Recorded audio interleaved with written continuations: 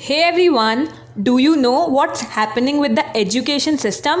What are the changes that's happening according to the new education policy which was launched on 29 July 2020? If no, you must listen to this podcast. This is the biggest news for all the students out there.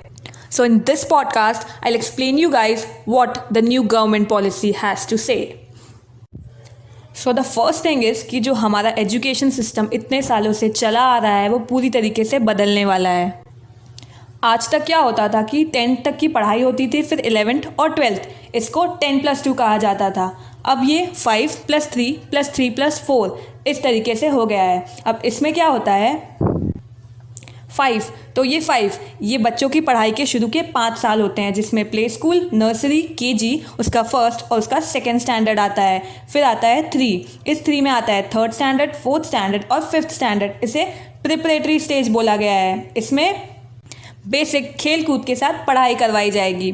फिर आता है 3 जिसमें आता है 6th standard, 7th standard और 8th standard.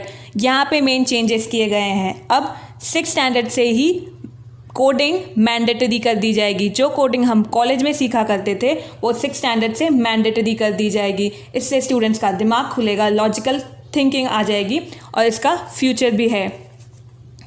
अब एक और चीज़ ऐड कर दी गई है। 6th स्टैंडर्ड में आते ही स्टूडेंट्स को प्रैक्टिकल नॉलेज दिया जाएगा। जैसे कि 6th स्टैंडर्ड में आते ही उन्हें छोटी छोटी वोकेशनल इंटर्नशिप्स दी जाएगी, छोटे छोटे प्रोजेक्ट्स कराना स्टार्ट कर दिए जाएंगे। तो 6th, 7th और 8th स्टैंडर्ड में स्टूडेंट को सारे सब्जेक्ट के थोड़े थोड़े इंट्रोडक्शन दे दिए जाएंगे। अब फाइनली 4, इस 4 में आता है 9th, 10th, 11th और 12th स्टैंडर्ड। पहले 11th क्लास में एकदम से टेंशन होता था सब्जेक्ट चूज़ करने का। अब इन 2 सालों का टेंशन 4 साल में डिवाइड कर दिया गया है। अब आपके पास ऑप्शन है, आप जो चाहें वो सब्जेक्ट चूज़ कर सकते हैं।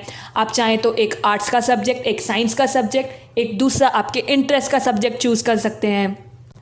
अब एक्स्ट्रा करिकुलर एक्टिविटीज़ को भी एक सब्जेक्ट में लिया जाएगा। फॉर एग्ज़ाम्पल, आपको डिबेटिंग में इंटरेस्ट है तो आप फिज़िक्स के साथ डिबेटिंग ले सकते हैं। आपको मैथ्स में इंटरेस्ट है, आप मैथ्स के साथ म्यूज़िक ले सकते हैं। बस इस चीज़ पे होगा कि रट्टा मारने वालों के बजाय नॉलेज रखने वालों को नंबर मिले। अब ये इम्प्लीमेंट कैसे होगा? पहले सिर्फ बोर्ड्स के मार्क्स डिसाइड करते थे आपका थ्रू आउट द ईयर कितने मार्क्स होंगे। अब बीच बीच में कुछ कुछ टेस्ट लिए जाएंगे जो रट्टा मारने वाले नहीं, एप्लीकेशन बेस्ड होंगे। इससे स्टूडेंट को एनालाइज कर लिया जाएगा और उसके मार्क्स भी बोर्ड्स में जोड़े जाएंगे। अब आती है कॉलेज की बात। कॉलेज के लिए इस पॉलिसी में मल्टीपल एंट्री एग्जिट रूल बताया गया है। इसमें क्या होता है, जैसे आपने फर्स्ट ईयर में कॉलेज ज्वाइन किया, फिर आपको कुछ फाइनेंशियल रीज़न से या फिर आपके कोई फैमिली इशू के कारण या अपने कुछ रीजंस हो सकते हैं कॉलेज छोड़ना पड़ा, फिर आपको कुछ साल बाद फिर से ज्वाइन करना है, तो आप फर्स्ट ईयर छोड़कर सेकेंड ईयर से ज्वाइन करेंगे। आपका जो फर्स्ट ईयर का क्रेडिट पॉइंट है वो डिजी लॉकर्स में सेव्ड हो जाएगा। आपको रिपीट करके अपना टाइम वेस्ट नहीं करना पड़ेगा। आप सेकेंड ईयर से कंटिन्यू कर सकते हैं। और अगर आप फर्स्ट ईयर के बाद कॉलेज छोड़ देना चाहते हैं तो आपको सर्टिफिकेट प्रोवाइड किया जाएगा। आप सेकेंड ईयर के बाद कॉलेज छोड़ देना चाहते हैं तो आपको डिप्लोमा की डिग्री मिलेगी। आप थर्ड ईयर के बाद कॉलेज छोड़ देते हैं तो आपको डिग्री मिल जाएगी। अगर आप जॉब के लिए ग्रेजुएशन कर रहे हैं तो आपको 3 साल में डिग्री मिल जाएगी। जो 4 साल में मिलती थी वो 3 साल में डिग्री मिल जाएगी। और अगर आप रिसर्च करना चाहते हैं आगे चल के तो आपको 4 साल की कंप्लीट डिग्री करना पड़ेगा। अब 4 साल की डिग्री करके 1 साल का एमए करके आप डायरेक्टली पीएचडी कर सकते हैं। एमफिल को पूरी तरीके से हटा दिया गया है।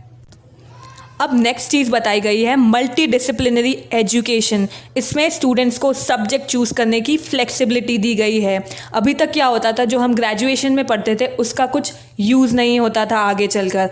अब स्टूडेंट को अपने इंटरेस्ट के हिसाब से सब्जेक्ट चूज़ करने की फ्लेक्सिबिलिटी दी गई है। आप चाहें तो इंजीनियरिंग के साथ म्यूज़िक चूज़ कर सकते हैं, आप चाहें तो अपने इंटरेस्ट के हिसाब से चूज़ कर सकते हैं। यूनिवर्सिटीज़ को मल्टी डिसिप्लिनरी बनाया जाएगा। अभी तक एजुकेशन फील्ड में जीडीपी 4.43% था। अब इस पॉलिसी में जीडीपी 6% करने की बात कही गई है। अब बात आती है हायर एजुकेशन की। पहले हायर एजुकेशन में अलग अलग रेगुलेटरी बॉडीज़ होती थी, जैसे कि UGC, AICTE एंड NGCTE। अब इन सबको एक करके NEP बना दिया गया है। अब बात आती है रिसर्च की। इंडिया में रिसर्च के लिए बहुत ज़्यादा रिसोर्सेज अवेलेबल नहीं है, इसलिए रिसर्च के लिए नेशनल रिसर्च फाउंडेशन को स्थापित किया गया है जो फंड प्रोवाइड करेगी। सिर्फ साइंस वालों को नहीं, सोशल साइंस वालों को भी ये फंड प्रोवाइड करने वाली है। तो अगर आपको रिसर्च करना है तो आपको फंडिंग मिल सकती है। प्राइवेट कॉलेजेस के फ़ीस के बारे में भी इस पॉलिसी में बताया गया है। प्राइवेट कॉलेजेस की फ़ीस बहुत ज़्यादा होती है, अब उन पे कैप लगा दिया जाएगा, वो अपनी मन मर्जी से फ़ीस नहीं रख सकते। इस पॉलिसी में ये भी कहा गया है कि आने वाले टाइम पे टेक्नोलॉजी का ज़्यादा यूज़ किया जाएगा। लैंग्वेज को लेकर भी कुछ कहा गया है।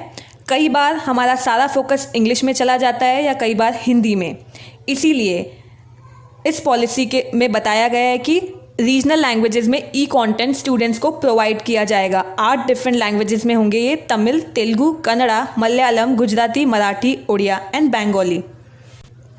वर्चुअल लैब्स बहुत ज़्यादा बढ़ाई जाएगी। अभी तक सिर्फ कुछ स्पेसिफिक कॉलेज में ही अच्छे लैब्स थे, अब धीरे धीरे कॉलेजेस और यूनिवर्सिटीज़ में लैब बढ़ाए जाएंगे। इससे स्टूडेंट्स को हैंड्स ऑन एक्सपीरियंसेस का एक्सपोजर ज़्यादा मिलेगा।